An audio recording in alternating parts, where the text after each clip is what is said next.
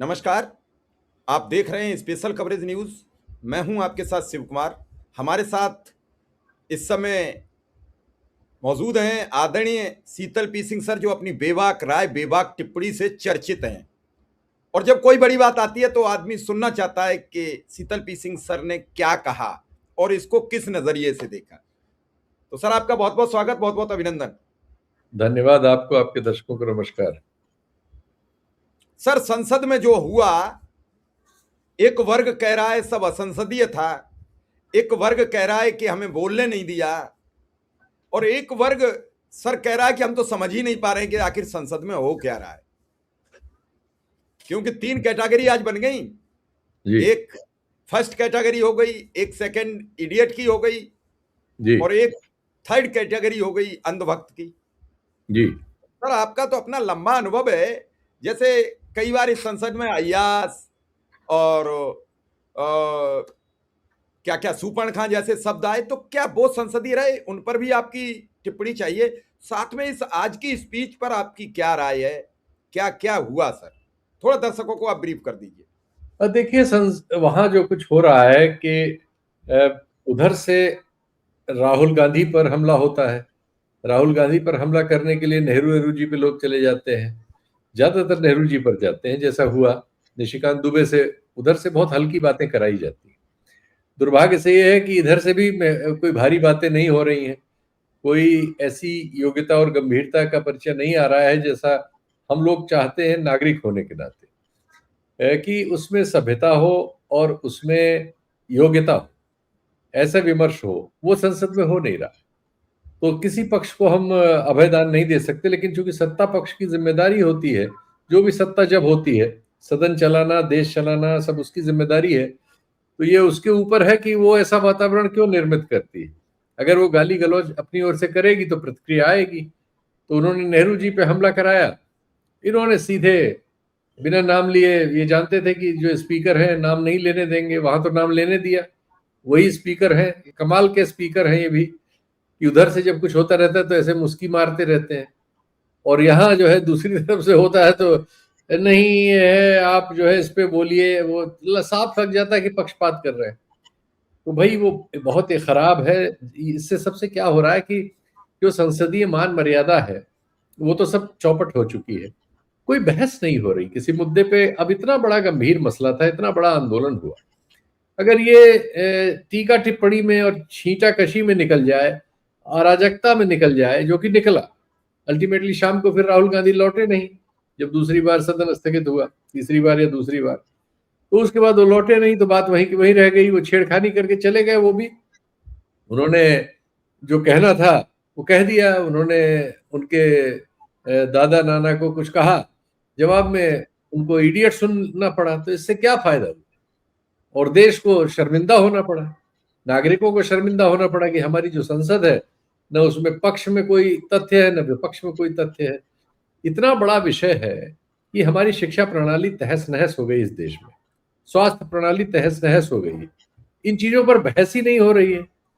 जब कोई घटना हो जाएगी तो उस घटना पर हम चिल्लपो मचाएंगे, कुछ बातें करेंगे, लेकिन ये अल्टीमेटली इनका हल क्या है? इस तरह के कानून, आप फांसी का कानून बना लीजिए। उत्तर प्रदेश में तो फांसी दी जा रही है बिना कानून के। उत्तर प्रदेश में अपराधियों को गोली मारी जा रही है। 17,000 18,000 लोगों को लंगड़ा कर दिया गया है, घर गिराए जा रहे हैं। गैर कानूनी काम सरकार कर रही है। क्या हो गया? अपराध रुक गया? कोई किसी किस्म का कोई अपराध रुक गया? अपराधी रुक गए, बलात्कार रुक गया, हत्या रुक गई, डकैती रुक गई, बैंक लूट लिए जा रहे हैं, एटीएम उखाड़ लिए जा रहे हैं, गुंडागर्दी हो रही है, जगह जगह से खबरें रोज आती ही रहती हैं। बलात्कार की कोई सीमा ही नहीं है। थानों के आगे और खुद मुख्यमंत्री कार्यालय के आगे बलात्कृता अपने पे आग लगाती है। और ज्यादातर थानों से शिकायत आती है कि वो समय पे एफआईआर नहीं होती, एफआईआर हो जाए जांच नहीं होती, जांच हो जाए तो फाइनल नहीं होता, पैसे ले लिए जाते हैं। अंतहीन भ्रष्टाचार है सब जगह। तो क्या कोई एडमिनिस्ट्रेटिव बेहतरी तो हुई नहीं कहीं? मॉडल स्टेट मुंह से कह देने से, स्वयं प्रचार कर देने से, सूचना विभाग से प्रचार करा देने से थोड़ी हो जाता है। मॉडल स्टेट तो उसमें जब परफॉर्मेंस देखेगी तब होगा। कोई परफॉर्मेंस तो है नहीं। तो यही अनफॉर्चुनेट है कि जो संसद है जो हम उसके बारे में उम्मीद करते हैं या हम सोचते हैं, जैसा हम दुनिया में देखते हैं, दुनिया भर की तो संसद है, तो सबके पास एक क्लिक पे आप ब्रिटिश टेलीविजन में देख सकते हैं कि वहां कैसे चल रही संसद, कैसे जब सवाल जवाब दिए जा रहे हैं, कितने दिन चलती है वहां। हमारे यहाँ कितने कम दिन चलती है, और उसमें कम दिनों में भी ये सब हो जाता है। तो बिल्कुल ही हमारे यहाँ तो जीरो हो रहा है, डिबेट ही नहीं है। हमारी संसद जो है जिस लिए है, डिबेट के लिए, कि कानून कायदे पर वहां कानून बने और उन पर डिबेट हो, इसलिए संसद है। यही दोनों काम नहीं होता, कानून तो बन जाते हैं अफरा तफरी में, और फिर बाद में उनकी शिकायतें आती कि ये कानून बना था, इसमें ये कमी रह गई, फिर उसके बाद उसमें संशोधन, यही चल रहा है। बहुत दुर्भाग्यपूर्ण है, निराशाजनक है। इतना बड़ा आंदोलन हुआ, उसका अगर ये प्रतिफल है कि संसद में इस पर बात भी नहीं हो पाई, तो बेकार है। सर बात तो तब हो कि एक बात तो है कि जैसे लोकसभा अध्यक्ष कह रहे थे कि शिक्षा मंत्री मौजूद हैं। सर मसला तो दिल्ली की कानून व्यवस्था का भी तो रहा है, आंदोलन में गृह मंत्री को भी मौजूद रहना चाहिए। और बिल्कुल रहना नेता प्रतिपक्ष के तौर पर राहुल गांधी बोल रहे थे, वहां सिर्फ चाहिए। राजनाथ सिंह बैठे थे। प्रधानमंत्री जी को भी रहना चाहिए। ये क्या बात है कि प्रधानमंत्री जी है तो रहेंगे नहीं सदन में? ये तो बहुत दादागिरी है कि प्रधानमंत्री जी खुद ही नहीं आते। वो सिर्फ अपना भाषण देने के लिए आते हैं, अपना सुनाने, जैसे वो मन की बात करते हैं, जैसे वो वीडियो निकालते हैं। वो एक तरफा वन वे ट्रैफिक जब से वो आए वही चल रहा है। उनको भी होना चाहिए, सुनना चाहिए। ठीक है, मैं नहीं कह रहा हूं कि प्रधानमंत्री उतना वक्त दे सकते हैं जितना बाकी संसदीय कार्य मंत्री और अन्य देते हैं, लेकिन ऐसा थोड़ी है कि सुनने के लिए आप किसी और को रखेंगे, बोलने के लिए आप खुद हैं। ये तो सभी लोग मिलजुल के इस व्यवस्था को नष्ट कर रहे हैं ना। उसमें प्रधानमंत्री भी शामिल है, लीडर अपोजिशन भी शामिल है, गृह मंत्री भी शामिल है, और अन्य सदन तो पूरा का पूरा है ही है। और हमारे स्पीकर महोदय उसके लिए जिम्मेदार है, क्योंकि इस व्यवस्था के तो मालिक वो है। वो चाहते तो प्रधानमंत्री वहां होते, वो चाहते तो सदन में उस तरह से बहस होती जैसी होनी चाहिए। वो न चाहते तो कोई नेहरू जी पर बात और इधर उधर की होती, तुरंत तुम बैठा दे उसको, क्या कार्रवाई में नहीं लिया जाएगा। ये सब रोज आप लोग खड़े हो जाते हैं, हो गई एक बात। या नेहरू जी पे एक दिन बहस ही करा लो यार। वो तो प्रियंका गांधी ने ठीक कहा था कि एक दिन तय कर लो, घंटे तय कर लो, पूरी बहस कर लो नेहरू जी पे, खत्म करो, उसके बाद आगे बढ़ो। अब नेहरू जी आज से 36 साल उधर और 26 साल इधर, इतने पहले मर चुके हैं। अब उनको आप बदल तो सकते नहीं है जो उन्होंने अच्छा किया या बुरा किया। सवाल है कि उनके आधार पर आज बहस करने का कितने बार मतलब होगा, हर बार नेहरू जी को लाओगे? तो ये सब चीजें जब होने दी जा रही है, स्पीकर करने दे रहे हैं ना, ये तो स्पीकर खुलेआम दिख रहे हैं, इसीलिए उन पर आरोप भी लगा पक्षपात का है। तो किसी को लाज शर्म नहीं रह गई ना, उनके खिलाफ महाभियोग लगा। ये कोई शर्म, ये कोई उसकी बात है? उनके खिलाफ इम्पीचमेंट का मामला आया, ये कोई साधारण बात है? इस तरह की स्थिति आना ही शर्मिंदा होने की बात है। लेकिन सब ढीठ है, प्रधानमंत्री अलग ढीठ है, गृह मंत्री अलग ढीठ है, स्पीकर अलग तरह से ढीठ, सब अपने अपने हिसाब से। किसी को कोई फर्क ही नहीं पड़ रहा। सदन चौपट हो रहा है, संसदीय व्यवस्था चौपट हो रही, लोकतंत्र चौपट हो रहा है, किसी को कोई फर्क नहीं।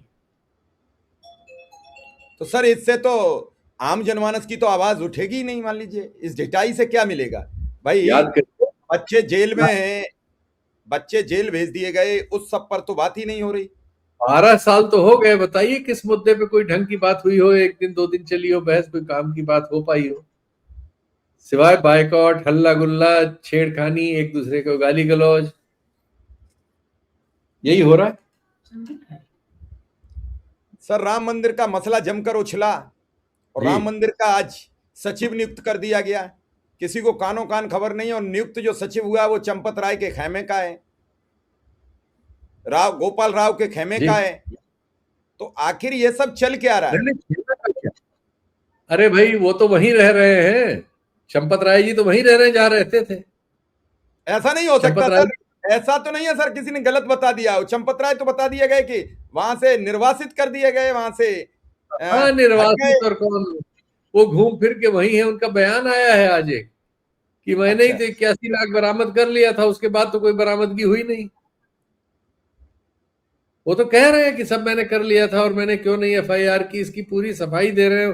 तो उनके कहने से तो ये समझ में आता है कि वो फिर आने वाले हैं ये ऐसे ऐसा SIT वगैरह की जांच वोच की रिपोर्ट फाइनल लग के, चार्जशीट लग के, इसके बाद ये होगा कि भाई उनका कोई रोल नहीं, उनको फिर आ जाने दी। हमें तो लग रहा है कि भूमिका ये बन रही है वहां। मतलब उनकी कोई गलती नहीं है, उन्हें क्यों दंडित किया जाए? नहीं, दंडित नहीं, वो तो ये होगा कि वो तो उसमें निकले, मतलब अग्नि परीक्षा में सफल हुए, ये सब कहानियां बताई जाएंगी। जैसे परसों तक धर्मेंद्र प्रधान थे कि उनको क्यों इस्तीफा दे दें, उनका क्या दोष है? बस वही वही चल रहा है।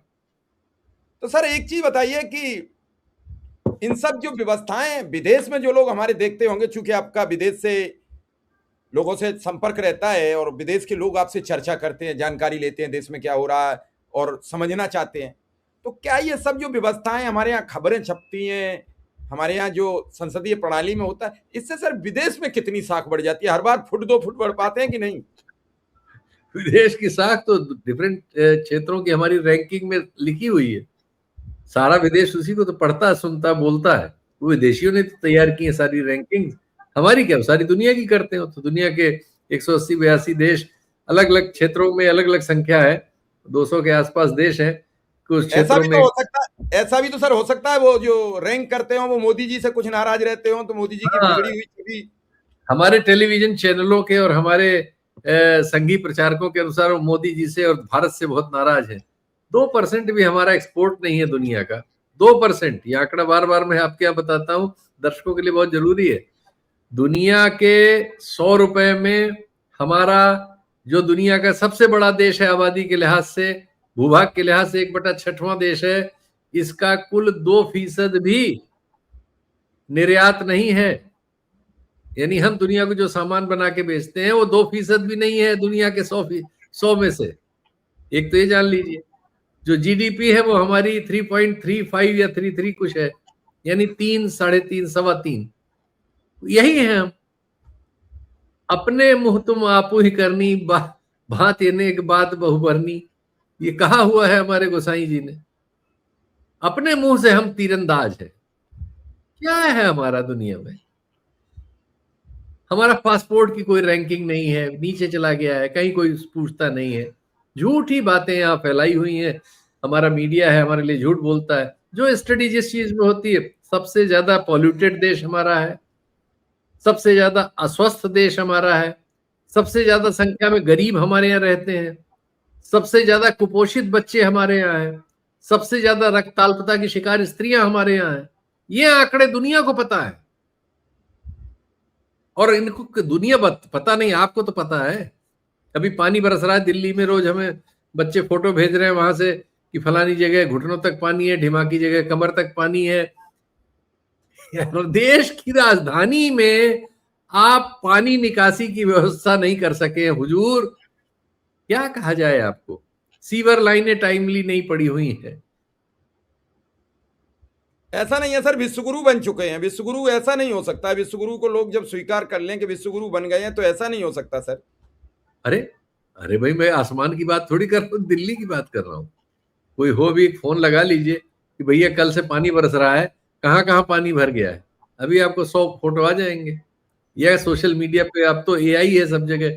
AI से कहिए कि 10 समय लिंक दीजिए जो दिल्ली में जल भराव के हैं, जो पानी बरसा है कल, उस पर अभी आपको लेकिन दे सर देगा। प्रधानमंत्री जी अब इंस्टाग्राम पर आ गए हैं, तो देश का विकास तो हो जाना चाहिए, देश तक बात पहुंचेगी। अब तक वो बात नहीं कह पा रहे थे और अब सीधी सीधी बात होगी। वो सीधी युवाओं से बात करने आ गए, बोले हम सीधे टच में रहेंगे। अब इधर उधर बीच में शीतल पी सिंह सर हैं, वो बिगाड़ देते हैं बीच में बात, गलत तथ्य प्रस्तुत कर देते हैं कि रक्ताल्पता महिलाओं में ज्यादा है, देश की निर्यात की व्यवस्था 2% है, और ये सब हम सीधी सीधी बताएंगे आपको कि कितना कितना है, क्या है। 30 साल से बीजेपी लगातार गुजरात में शासन में है। 22 साल मध्य प्रदेश में रह ली। वैसे टोटल 28-30 साल वहां भी रह चुकी है। दोनों में 30-30 साल मान लेते हैं जो बिल्कुल उनके हाथ में रहा है। बाकी अब तो देश में 12-15 साल से बहुत जगह है ही है। बताइए एक यूनिवर्सिटी का नाम इन दोनों प्रदेशों में बताइए जो ऐसी हो कि जिसको विश्व स्तरीय हम मान लें। एक यूनिवर्सिटी बताइए, बना पाए हैं? आंकड़े इसी देश के देख लीजिए, विदेश छोड़ दीजिए, विदेशों की रैंकिंग नहीं, इन्हीं के बनाए हुए नीति आयोग की रैंकिंग के अनुसार हमारे गुजरात में सबसे ज्यादा कुपोषित बच्चे हैं। क्या बताओगे भाई? है? इसको क्या कहोगे आप? क्या उत्तर है इसका? सर क्या अब जो संसद में आज हुआ है, आज बिल पास हो गया, तो अब पेपर लीक की समस्या का समाधान हो जाएगा? है? पेपर लीक पेपर की समस्या। भाई हमारे यहाँ हत्या के खिलाफ 302 का कानून है ना, उसका नया नाम, नया नंबर हो गया है नए वाले कानून में। तो हत्या बंद हो गई क्या? बलात्कार के खिलाफ हमारा इतना बड़ा कानून पॉक्सो का है, बच्चियों के साथ बलात्कार खत्म हो गया क्या? अरे भाई ये सब कानून कोई अपराध नहीं रोकता। कानून एक डिटरेंट है, लेकिन कानून ही अकेले चीज नहीं है। हमारे पास तो है हर चीज के कानून पहले से, लेकिन उन कानूनों से क्या होता है? कानून का पालन करने वाला जो सिस्टम है, अगर वो कोलैप्स किया हुआ है जैसा कि है, तो उसका इलाज क्या है? सर दिल्ली के दंगा की जो व्यवस्थाएं हैं, दिल्ली में अभी जो हुआ दंगा तो नहीं कहेंगे, दिल्ली में जो हुआ आंदोलन के दौरान, उसको लेकर कई बड़े सवाल हैं। आज कई पत्रकार लिख रहे हैं कि जिन यूट्यूबरों ने ज्यादा व्यूज कमाए हैं उनकी जांच होगी, उनके पास पैसे कहां से आ रहे हैं, कैसे आ रहे हैं, कौन उनके ये व्यूज आ रहे हैं, कहां से, ये सर कहां से खबरें लाते हैं, ये क्या है सर? ऐसा है कि देखिए, मीडिया तो मीडिया खत्म हो गया। इस आंदोलन में क्लियर हुआ कि जो नोएडा का टीवी मीडिया है उसको आप लश्कर ए लोगों नोएडा, ने, सर लश्कर ए नोएडा, लश्कर नोएडा को काकरोचों ने चट कर दिया। आपकी खत्म, उसकी उसकी कोई से ही नहीं रही। रिपोर्टर बेचारा उसका बेवजह अपमानित होता रहा भीड़ में, और न्यूज रूम में बैठे एंकर, मालिक और उनके संपादक और जो भी बड़े बड़े पदों पे बैठे हुए लोग जो सांप्रदायिकता के आधार पर और चरित्र हनन के आधार पर खबरें चलाते थे, उनकी प्रासंगिकता ही खत्म हो गई। आंदोलन इंस्टाग्राम पे चला, यूट्यूब पे चला, फेसबुक पे चला, यही तय हुआ, और प्रधानमंत्री को भी यही आना पड़ा। चलिए तो सर, इनकी भूमिका ही खत्म हो गई, इसलिए उनकी बात ही मत करिए। सर बस अंतिम आपसे एक कमेंट ये है कि अब सीजेपी के और कॉकरोच सब ये कह रहे हैं कि अगर हमारी एफआईआर वापस नहीं हुई तो हम आंदोलन करने आएंगे। और दूसरे सर, एक आरएसएस के बौद्धिक प्रकोष्ठ के एक नेता रह चुके, वो उनका एक बयान आया है। मैं समझना चाहूंगा आपसे कि इस तरीके के बयान के बाद क्या आरएसएस उनका बचाव करेगी या उनके पे लानत मनामत करके उन्हें निकालेगी? नहीं, आरएसएस एक बड़ा चालाक संगठन है, ये कभी कोई जिम्मेदारी नहीं लेता, कोई चीज रिकॉर्ड पे रखता ही नहीं। उसने मना कर दिया उनसे, अपना संबंधी कह दिया हमसे कोई मतलब नहीं, वो तो छोड़ के भाग खड़ा हुआ, उनको उनके हाल पे छोड़ दिया उसने। लेकिन उनके मुंह से जो बात निकली वो वही बात है जो आरएसएस में लिखा पढ़ी सोच समझ में है। आरएसएस इसी तरह का संगठन है, वो ऐसे ही सोचता विचारता है। वो बात उनके लोगों से निकल जाती है कभी कभी, वो उसको ढके पुते रहते हैं, लेकिन वो यही सब सोचते हैं। वो लोगों के बारे में ऐसे ही कीड़े मकोड़े समझते हैं लोगों, यही उनकी सोच विचार। वो लोगों पर गोली चलाने में वो अंग्रेजों से अलग नहीं है। वो जैसे जलियांवाला बाग हुआ था वैसा ही करने की का विचार उसका था उस बयान में। तो अपने ही लोगों पे, नागरिकों पे गोली चलाने का विचार, आप सोचिए, ये विचार था एक आरएसएस के वो उनके जो इंटेलेक्चुअल सेल थे उसके अध्यक्ष रहे जी। तो सर बौद्धिक प्रकोष्ठ, इंटेलेक्चुअल तो एक तरीके का बौद्धिक प्रकोष्ठ हो गया। बौद्धिक वही, प्रकोष्ठ का ऐसा ऐसा हाल है तो फिर और आरएसएस का क्या हाल होगा? मैं थोड़ा सा, यही बौद्धिक है उनका, यही बुद्धि है, यही बौद्धिक है, यही तो मैं कह रहा हूं, यही उनकी बुद्धि है, यही बौद्धिक है, यही उनकी सोच है। लेकिन जब कोई फंस जाता है तो उससे तुरंत पल्ला झाड़ लेते हैं। चलिए सर अब देखते हैं लोगों में इसका क्या माहौल बनता है जो आज संसद में हुआ है। और बिल तो फिलहाल पास हो गया है, अब उम्मीद है कि पेपर लीक ना हो। आपने हमें समय दिया, इसके लिए आपका बहुत बहुत आभार, बहुत बहुत धन्यवाद। नमस्कार, धन्यवाद।